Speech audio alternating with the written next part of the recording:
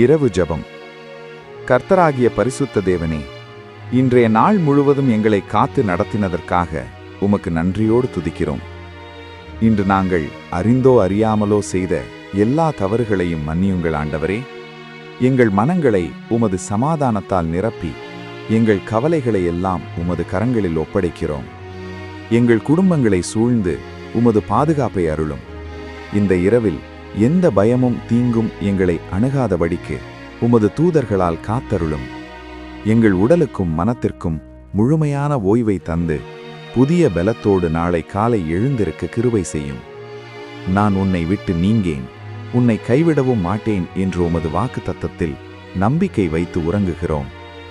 இயேசு கிறிஸ்துவின் நாமத்தில் ஜெபிக்கிறோம் பிதாவே, ஆமேன்.